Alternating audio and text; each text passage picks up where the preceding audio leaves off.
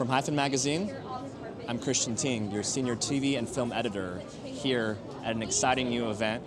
It's the Apple TV Plus premiere of Pachinko.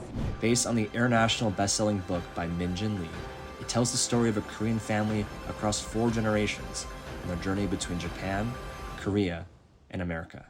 Hyphen magazine, it's great to see you. Eun-chae, it is such an honor to be able to talk to you today at the beginning of probably a long journey that is telling the story of Pachinko. So first and foremost, I want to hear about what drew you personally to the story. Were you familiar with the novel? What experiences about it were really imparted on you? I read the novel first, and this is like really a well-known book in America and also in Korea too. So I was like really big fan of the book first. And well, like when I get into the audition, like, I really wanted to be a part of it, whatever the character is. Really? Yeah, and one of my favorite characters was Kyunghee.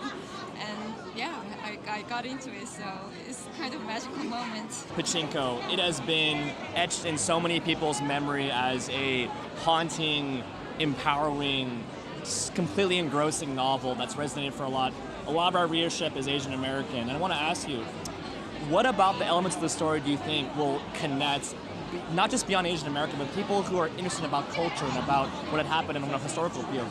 That's a great question. I remember that feeling reading this book, right? And just what I call the shock of recognition. I didn't live in 1931 Korea, and yet when I'm reading these scenes, they felt really familiar. They felt like they were in my bones. Right? And it's because the story of endurance, we've grown up listening to these stories of our ancestors. And even though this is such a specifically Korean story, and that's important, it is a Korean story, the emotions are universal. And that was really important to make sure that we conveyed that. Just to take us back a little bit, I first learned about Koreans in Japan, the history of them, when I was studying Asian American Studies at UCLA and anthropology. Go Bruins. Yes, go Bruins. And I wrote a paper about Koreans living in Japan, and then when I read the book Pachinko, that was the second time I really heard about the history. But the series itself, whether it's Korean or not, is really about family. And it's about the sacrifices that one generation makes for the next, and it's how we're all interconnected. And I think that's no matter where you come from, that feeling is universal.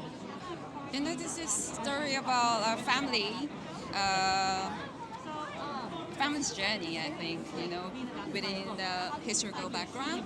But apart from that, it's more about like love and hate and faith and sacrifice, which is, it's a subject for everyone to do it, in a daily life, every day. So that really, makes me move, and that is maybe like a subject for me as well. I want to jump right in to discuss issues that are very passionate for you that are present within Pachinko, and that's specifically about the Zainichi. And I think, in my knowledge, there hasn't been a lot of TV shows or movies that talk about this population, this community. So very rare, very rare. What did it mean to you to be able to be a part of that in this show? This means a lot. I mean, the book by Min-jin Lee and this series by Soo Hugh means a lot to me, to us Zainichi people. I'm Zainichi.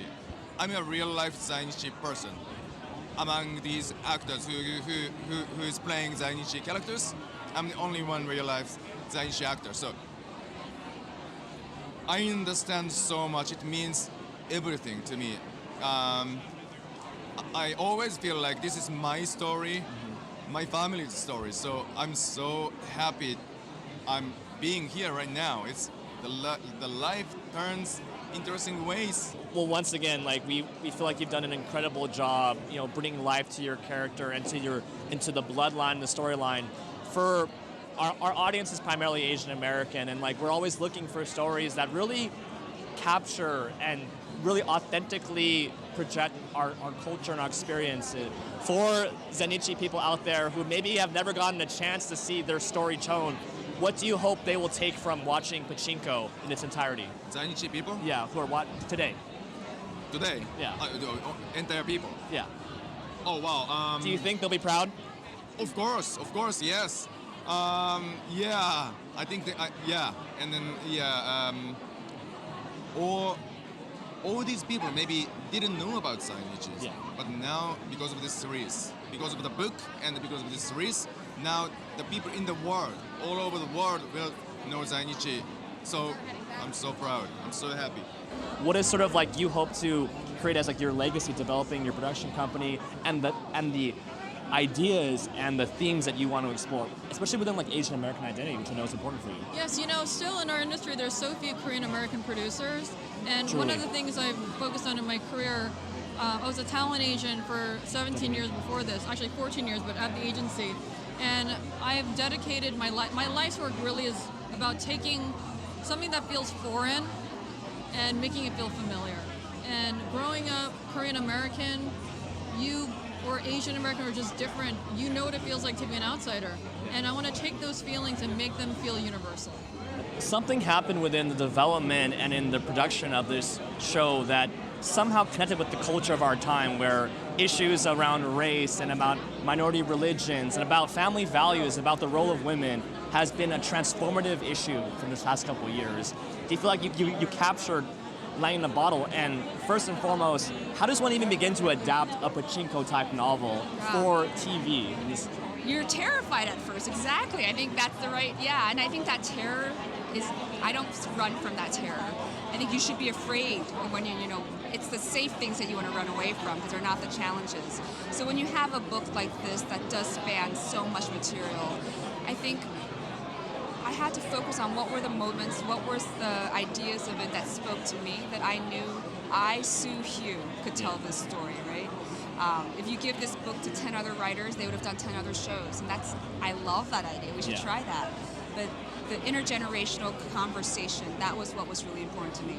In closing, what was your proudest moment from being involved on set that you look back and say, we adapted what could have been seen as the impossible and given it its proper justice? I've had so many moments. To be honest, this moment right now, look at this energy in this room, and look how it's being embraced from all over the world. And there's people here from South Korea, from Japan, from all over North America.